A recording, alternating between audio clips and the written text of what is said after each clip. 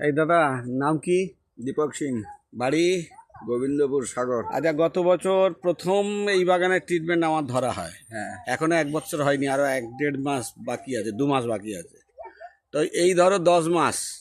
তো এই 10 মাসে বরজ তখন ছিল রোগ ভর্তি, ছোট ছোট পান, কটা, মাটি খারাপ, অমুক খারাপ, তমুক খারাপ, নানান জন নানান কথা। তা এখন কি মনে হচ্ছে বরজটা দেখে?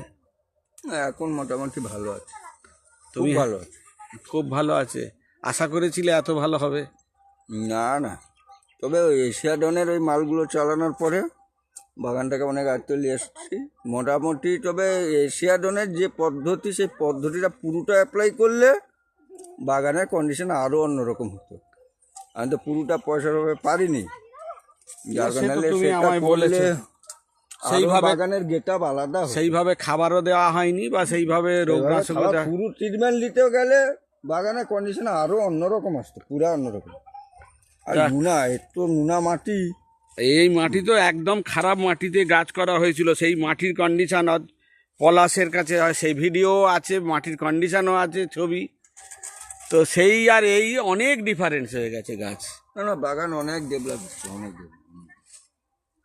অনেক। যাক, সবাই কি বলছে এখন শুনেছে তো নিশ্চিত।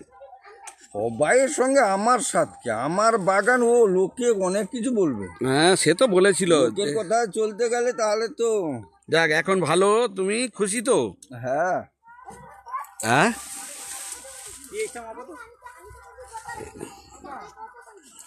জিনিসটা একবার দেখলো, তুমি আগের বার আসছিল